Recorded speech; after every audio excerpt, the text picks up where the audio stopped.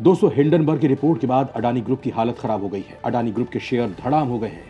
America के share बाजार से तो अडानी एंटरप्राइजेस को हटा भी दिया गया है। कांग्रेस ने सरकार की चुप्पी पर सवाल उठाए हैं, लेकिन इस बीच उत्तर प्रदेश के सीएम योगी आदित्यनाथ ने अडानी ग्रुप के बुरे हाल पर पहली बार बयान दिया है। मुख्यमंत्री योगी आदित्यनाथ ने कहा कि जब तक फाइनल और किसी जिम्मेदार संस्था का बयान नहीं आ जाता है, इस पर कुछ भी कहना जल्दबाजी होगी। भारत को बदनाम करने के लिए लगातार साजिशें रची जाती हैं। 2024 के लोकसभा चुनाव से पहले इस तरह के और प्रयास हो सकते हैं। दोस्तों, अमेरिका की एक छोटी सी कंपनी जिसमें महज 9 लोग काम करते हैं, वो रिपोर्ट जारी करती है और दुनिया के सबसे बड़े भारतीय व्यापारी अडानी का पतन शुरू हो जाता है, जिसका सीधा असर हमारे देश की संसद पर हुआ, जिसकी वजह से सिराज शर्म से झुक गया। संसद में कुछ ऐसा हुआ जो आज से पहले नहीं हुआ। देश का हर व्यक्ति यही सोच रहा है कि अडानी की वजह से संसद में आज हमारे देश की पूरी दुनिया के सामने थू थू होने लगी है।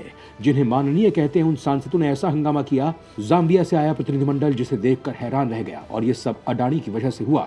तो आखिर संसद में ऐसा क्या और क्यों हुआ, और साथ ही आपको बताने जा रहे हैं कि क्या है अडानी का ये पूरा मामला, और क्या अडानी का कारोबार डूब जाएगा, क्या अस्त हो जाएगा कभी दुनिया के सबसे अमीर आदमी बनने के सबसे बड़े दावेदार अडानी का साम्राज्य।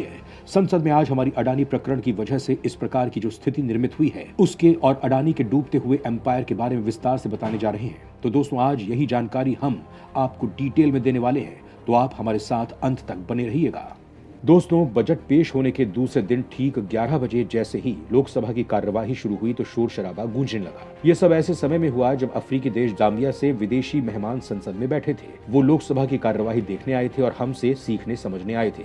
भारत का गौरवशाली जो सदन होता है, वो किस प्रकार चलता है, उसकी कार्यवाही देखने आते हैं। लेकिन उन्होंने जो देखा उसकी उम्मीद शायद उन्होंने सपने में भी नहीं की होगी। 3-4 मिनट में ही बवाल इतना बढ़ा कि स्पीकर को सदन की कार्यवाही स्थगित करनी पड़ी। इससे पहले जैसे स्पीकर सदन में आए थे, सदस्यों ने जोर शोर से उनका वेलकम किया। स्पीकर ने तुरंत बताया कि वो अपनी और माननीय सदस्यों की ओर से भारत के दौरे पर आई जाम्बिया गणराज्य की नेशनल असेंबली की स्पीकर माननीय सुश्री नेली बी की मुट्टी और जाम्बिया के संसदीय शिष्टमंडल के सम्मानित अतिथियों का स्वागत और अभिनंदन करते हैं। ये सुनते ही जाम्बिया से आए मेहमान अपनी सीट पर से खड़े हो गए और मुस्कुराते हुए दोनों हाथ जोड़कर लोगों का अभिवादन किया। जाम्बिया से आई कई महिला नेताओं ने हाथ जोड़कर झुककर भारतीय संसद के प्रति अपना आदर व्यक्त किया, और इस दौरान संसद में मौजूद भारतीय सांसदों ने मेज थपथपाकर उनका स्वागत किया। कैमरा उस समय विदेशी मेहमानों पर ही रहा। स्पीकर ने जैसे ही प्रश्नकाल की बात कही, वैसे ही विपक्षी सांसदों ने हंगामा शुरू कर दिया। आखिरकार हंगामे की वजह से संसद की कार्यवाही स्थगित कर दी गई और देश की संसद का सिर शर्म से झुक गया, और हमारे माननीयों को तो इसकी परवाह तक नहीं। लेकिन ये हुआ क्यों? आखिर क्यों अपोजिशन को संसद में विदेशों के सामने हंगामा करना पड़ा, जबकि हमारे देश की संसद में हमेशा से ही विदेशों का सम्मान होता आ रहा है?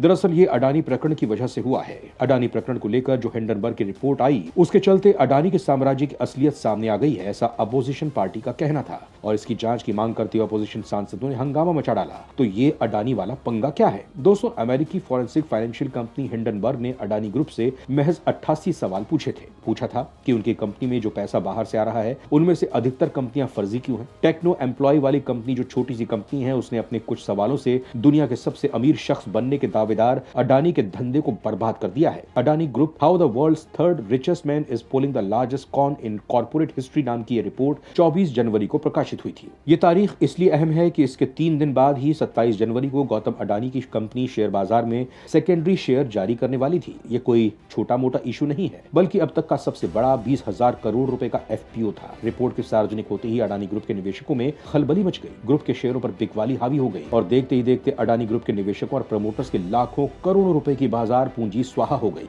अब ताजा रिपोर्ट के अनुसार गौतम अडानी दुनिया के 20 अमीर लोगों की लिस्ट से बाहर हो गए हैं। हालांकि इन 88 सवालों के जवाब में 2 अहम सवाल हिंडनबर्ग से भी पूछे जा रहे हैं। पहला, खुद को एक्टिविस्ट शॉर्ट सेलिंग बताने वाली कंपनी अरबों रुपए का मुनाफा बनाने के लिए ऐसा तो नहीं कर रही है? और दूसरा सवाल रिपोर्ट की टाइमिंग को लेकर है। जिस प्रकार टाइमिंग से ये रिपोर्ट रिलीज की गई है, दरअसल शॉर्ट सेलर उसे कहते हैं जो अपने पास शेयर ना होते हुए भी इन्हें बेचता है। आप सोच रहे होंगे कि ये क्या बात हुई, जब शेयर है ही नहीं तो बेचा क्या जा रहा है? इसे ऐसे समझिए कि अगर एक शॉर्ट सेलर को उम्मीद है कि 100 रुपए का शेयर 60 रुपए तक के स्तर तक टूट सकता है, तो ब्रोकर से शेयर उधार लेकर उसे उन दूसरे निवेशकों को बेच देगा जो इसे 100 रुपए के भाव पर खरीदने को तैयार बैठे हैं। जब ये शेयर 60 के स्तर तक गिर जाएगा तो शॉर्ट सेलर इसे खरीद कर ब्रोकर को लौटा देगा। इस तरह हर शेयर पर वो 40 रुपए का मुनाफा कमा सकता है। हिंडनबर्ग ने एक और महत्वपूर्ण सवाल किया है कि गौतम अडानी के छोटे भाई राजेश अडानी को ग्रुप का एमडी क्यों बनाया गया है, जबकि उनके खिलाफ कस्टम टैक्स चोरी, आयात से जुड़े फर्जी कागजात तैयार करने और अवैध कोयले कोयले का इंपोर्ट करने का आरोप लगा है। और इसके बाद हिंडनबर्ग के सवालों की लिस्ट के बाद अडानी ग्रुप सामने आता है और अपने जवाब पेश कर देता है। अडानी ग्रुप का कहना है कि हिंडनबर्ग के 88 में 21 सवाल वो हैं जो पहले से ही सार्वजनिक हैं। हिंडनबर्ग का यह दावा गलत है कि उनकी 2 साल से अधिक की जांच पर आधारित है, जबकि जिन नतीजों पर पहुंचा है वो दस्तावेज 2015 के बाद से कंपनी ने खुद अलग अलग मौकों पर जारी किए हैं। ये सवाल लेन देन, राजस्व विभाग और अदालती मामलों से जुड़े हैं। लगातार लग रहे आरोपों और गिरते साम्राज्य के बीच आखिरकार अडानी समूह ने एफपीओ वापस ले ही लिया, लेकिन इस मामले में भी कई सारे लोग सवाल उठा रहे हैं। कहा यह जा रहा है कि सेबी और भारतीय राजस्व खुफिया एजेंसी को भनक लग चुकी थी कि इस पब्लिक ऑफर को बेचने में काला धन लगा है जो टैक्स हेवन देशों से आया है। लंदन की एलारा कैपिटल की भारतीय सहायक कंपनी ने मोनार्क नेटवर्क कैपिटल के साथ मिलकर एफपीओ में पैसा लगाया। मोनार्क एक भारतीय ब्रोकरेज फर्म है और सेबी 2011 में इसके खिलाफ कार्रवाई कर चुकी है। इन दोनों के अलावा 8 और कंपनियों का पैसा भी लगा था। एलारा कैपिटल का $3 बिलियन अडानी की कंपनी में झोंका गया है। मोनार्क के पास अडानी प्रॉपर्टीज की 2016 से आंशिक हिस्सेदारी है। इस हिस्सेदारी का 10% हिस्सा अलबूला नाम की कंपनी ने ले रखा है और हिंडनबर्ग ने अपनी रिपोर्ट में इसका नाम साफ लिखा है। इस पूरे गड़बड़ झाले में ये पता नहीं चला कि 20,000 करोड़ की एफपीओ में किसने शेयर खरीदे हैं और यही असली मामला है।